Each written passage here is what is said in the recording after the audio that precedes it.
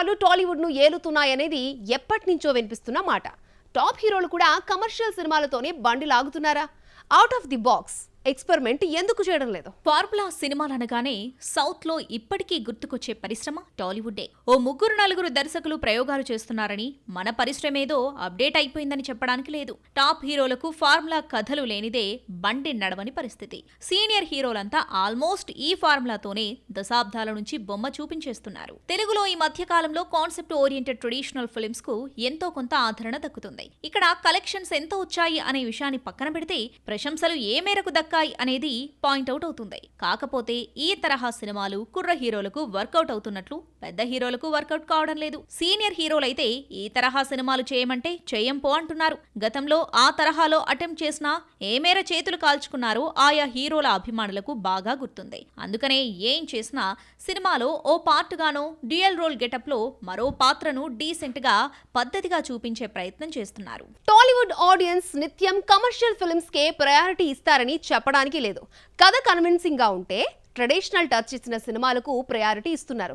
ఇక్కడ హీరో ఎవరు అనేది చూడడం లేదు. గత కొంతకాలంగా కాస్త పద్ధతిగా చెప్పుకునే ఇలాంటి సినిమాలన్నీ ప్రేక్షకులను ఎలా ఎంగేజ్ చేయగలుగుతున్నాయి? కేవలం మాస్ సినిమాలు టాప్ హీరోల పిక్చర్స్ ఉంటేనే ఆడియన్స్ థియేటర్లకు వస్తారని ఎక్కడా చెప్పలేదు. మనస్సును హత్తుకునే విధంగా, ఆడియన్స్ ఓన్ చేసుకునే విధంగా మన మధ్య జరిగే కథాంశాలు ఎప్పుడైతే ప్రేక్షకుల ముందుకొచ్చి ప్రదర్శనకు నోచుకుంటాయో ఆ సినిమాల్లో స్టార్ క్యాస్ట్ లేకపోయినా టికెట్లు తెగుతాయి. ఇక ట్రెండింగ్ కు డివోషనల్ టచ్ ఇస్తే కార్తికేయ 2 తరహాలో విజయాలు వచ్చిపడతాయి. బలగం సినిమానే తీసుకుందాం. కమెడియన్ వేణు డైరెక్ట్ చేసిన ఈ ఫిలిం ఎంటైర్ తెలుగు ఆడియన్స్ కు నచ్చేస్తుంది. ఇలాంటి కథాంశాలను కూడా ఆకట్టుకునే విధంగా సినిమా తీయొచ్చా అనే విషయానికి దిల్ రాజు నిర్మాణ సంస్థకు ప్రశంసలు దక్కుతున్నాయి. తెలంగాణ సంస్కృతి సంప్రదాయాన్ని బాగా చూపించారు. ఇక్కడ ఏరియా వైజ్డ్ పద్ధతులను ట్రెడిషనల్ టచ్ గా ఆవిష్కరించి శభాష్ అనిపించుకున్నారు. విలక్షణ నటుడు ప్రకాష్ రాజ్, రమ్యకృష్ణ, బ్రహ్మానందం ప్రధాన పాత్రలలో నటించిన రంగమార్తాండ 2023 ఉగాది కానుకగా ప్రేక్షకుల ముందుకొచ్చింది. తొలి రోజు నుంచే పాజిటివ్ టాక్ అందుకుని సూపర్ డీసెంట్ హిట్ గా నిలిచింది. చాలా కాలం తర్వాత ఓ సక్సెస్ఫుల్ మూవీతో డైరెక్టర్ కృష్ణవంశీ కంబ్యాక్ అయ్యాడు. ఈ సినిమా సైతం ఎక్కడా కమర్షియల్ వాల్యూస్ జోలికి పోకుండా పద్ధతిగా, హుందాగా కుటుంబాల విలువలు, వాటి ప్రాముఖ్యతను చూపించారు. ట్రెడిషనల్ టచ్ ఇవ్వడానికి టాప్ హీరోసే రావాల్సిన అవసరం లేదు. కుర్ర హీరోలు వచ్చి పసందైన కథ చెప్తే థియేటర్లకు ప్రేక్షకులు క్యూ కడుతున్నారు. ఆయా సినిమాలకు హీరో ఎవరు అనే మాట కూడా అడగడం లేదు. ఇక్కడ ప్రేక్షకులకు హీరోలు కావాలా, వినోదం కావాలా? ఫుల్ లెంత్ ట్రెడిషనల్ ఫిల్మ్స్ చేసే సాహసం టాప్ హీరోలు చేయలేకపోతున్నారు. ఒకవేళ చేస్తే ఆయా హీరోలకున్న మాస్ ఫ్యాన్స్ తిప్పికొడుతున్నారు. అక్కడితో ఊరుకోకుండా ఫ్యామిలీ బాండింగ్స్ సినిమాలు చేయడానికి మావాడేమైనా ముత్యాల సుబ్బయ్య ఫిలింలోని హీరోనా అంటున్నారు. మహేష్ బాబు బ్రహ్మోత్సవంతో అలాగే బుక్ అయిపోయాడు. గుంటూరు కారంలోనూ లోకల్ టచ్ ఇచ్చి మళ్లీ సమర్పించేసుకున్నాడు. కాకపోతే 2 సార్లు బొక్కబోర్ల పడ్డాడు. ఇక్కడ కుర్ర హీరోలు వచ్చి తమ ఏజ్ కు మించిన డైలాగ్స్ వల్ల వేస్తూ ఫ్యామిలీ రిలేషన్స్ గురించి చెబితే ఆడియన్స్ ఏం చూస్తారులే అనుకునేవారు. కానీ ఇవాళ ఆ పరిస్థితులు మార్కెట్లో కనిపించడం లేదు. శతమానం భవతిలో శర్వానంద్ చెప్పిన ప్రతి డైలాగ్ ఓ మెచ్యూర్డ్ ఆర్టిస్ట్ చెబితే ఎలా ఉంటుందో అలాంటి ఫీల్నే తీసుకొచ్చింది. ఆ తర్వాత శ్రీకారం, ఆడవాళ్లు మీకు జోహార్లు, ఒకే ఒక జీవితం సినిమాలకు మంచి మైలేజ్ దక్కింది. ఇలాంటి కథలతోనూ కొంతలో కొంత మార్కెట్ను కొల్లగొట్టవచ్చని ప్రూవ్ అయింది. 100 కోట్ల క్లబ్లో చేరాలంటే ఖచ్చితంగా హీరో ఓరియంటెడ్ సినిమానే అయ్యుండాలనే అభిప్రాయం అటు ఆడియన్స్లోనూ ఇటు ట్రేడ్ వర్గాల్లోనూ ఉంది. దానికి విరుద్ధంగా మహానటితో కీర్తి సురేష్ను పెట్టి సావిత్రి బయోపిక్ తీస్తే అవలీలగా 100 కోట్లు కొల్లగొట్టింది. ఆ తర్వాత కథలేని సినిమా జాతిరత్నాలను అనూప్ దీప్తో డైరెక్ట్ చేయించి హిట్ కొట్టి చూపించాడు. అంటే ఇక్కడ కంటెంట్ డిమాండ్ చేస్తే చిన్న చిన్న చిత్రాలతో కూడా గట్టిగా బాధొచ్చనే విషయం ప్రూవ్ అయింది. రీసెంట్ గా వస్తున్న ట్రెడిషనల్ సినిమాలు ట్రెండీ ఫిల్మ్స్ ను తట్టుకుని అలా ఎలా నిలబడుతున్నాయి? ఆయా సినిమాలకు సెలబ్రిటీ అంతగా లేకపోయినా అలా ఎలా గెట్ ఇన్ అవుతున్నాయి? తెలుగు సినీ పరిశ్రమ టాప్ హీరోలతో చేసే కమర్షియల్ ఫిల్మ్స్ కు ఎంతటి ప్రయారిటీ ఇస్తుందో కంటెంట్ ను నమ్ముకుని కొత్త కుర్రాళ్ళు, అవుట్ సైడ్ హీరోలతో చేసే సినిమాలకు అంతే ప్రాముఖ్యతనిస్తుంది. సీతారామం సినిమానే తీసుకుందాం. ఏ విధంగా చూసినా ఇందులో కథానాయకుడు మన ఇండస్ట్రీ పాయింట్ ఆఫ్ వ్యూలో ఓ మలయాళీ హీరో అయినప్పటికీ కథ నచ్చడం, హీరోయిన్ పాత్ర ఎంతో ట్రెడిషనల్గా ఉండటం, లేనిపోని హీరోయిజాలు లేకపోవడంతో సినిమా సాలిడ్ హిట్ అయింది. ఇక ధనుష్, సంయుక్త మీనన్ కాంబోలో తెలుగు నిర్మాతలు, దర్శకుడు తెరకెక్కించిన సార్ ఫిలింను కూడా అలాగే రిసీవ్ చేసుకున్నారు. ఎక్కడా లేనిపోని హీరోయిజం సినిమాలో కనిపించదు.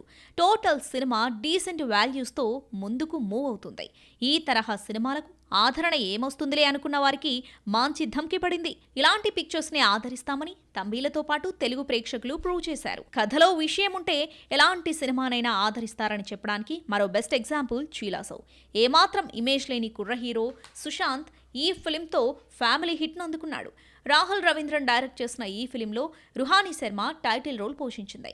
ఎక్కడా వల్గారిటీ లేకుండా డీసెంట్ ఫిలింను చూసామనే ఫీల్ను ఆడియన్స్కు కలిగించిన చిత్రం. ట్రెండ్లో ట్రెడిషనల్ ఫిలిమ్స్కు వాల్యూ ఉంటుందని చెప్పిన ఫిలిం గాను చిలాసౌను మనం ట్రీట్ చేయవచ్చు. కమర్షియల్ సినిమాలు చేస్తేనే ఒడ్డున పడతాం అనే మాటలో నిజమెంత? కరెక్ట్ కథ తీసుకుని తక్కువ బడ్జెట్లో ప్లాన్ చేసుకుంటే ప్రాఫిట్స్ తీయగలమా? ట్రెడిషనల్ ఫిలిమ్స్ కు ఆడియన్స్ లో ఇప్పటికీ స్పేస్ ఉందా? టాప్ హీరోలు కమర్షియల్ చిత్రాలతోనే గెట్టినవుతారు, ఇందులో ఎలాంటి సందేహం లేదు. అయితే అది మరింత ఎక్కువైతే జరగాల్సిన డ్యామేజ్ జరిగిపోతుంది. అందుకనే ట్రెడిషనల్ టచ్ ను సినిమాలో ఎక్కడో చోట ఇరికిస్తున్నారు. కానీ ఫుల్ లెంత్ ట్రెడిషనల్ టచ్ తో సినిమాలు తీయలేకపోతున్నారు. ఏం చేసినా మాసివ్ యాక్షన్ ఫ్లేవర్ తమ సినిమాలకు ఉండాల్సిందే అంటున్నారు.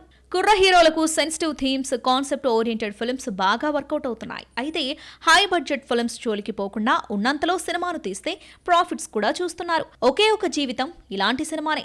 జస్ట్ 4 కోట్లతో ఈ ఫిలింను తీయాలనుకున్నప్పటికీ తెలుగు తమిళ వెర్షన్తో కలిపి 15 కోట్ల వరకు లెక్క తేలింది. ఓవరాల్గా 19.85 కోట్లు షేర్ వస్తే అన్నీ పోను 4.85 కోట్లు ప్రాఫిట్ వచ్చింది.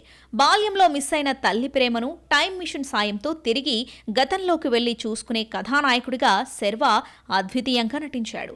అది ఆడియన్స్ కు బాగా కనెక్ట్ అయింది.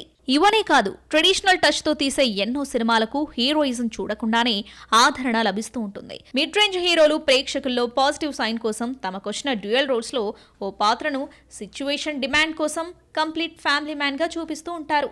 ఓం భీమ్ బుష్, టిల్లు స్క్వేర్ చిత్రాలతో ట్రేడ్ వర్గాలు కన్విన్స్ అయ్యాయా? రానున్న రోజుల్లో ఈ తరహా పర్ఫార్మెన్స్ చిత్రాలకు మైలేజ్ ఉంటుందా? కుర్ర హీరోలు మాత్రమే పర్ఫార్మెన్స్ చిత్రాలకు సెట్ అవుతారు అనే విషయంలో నిజమెంత?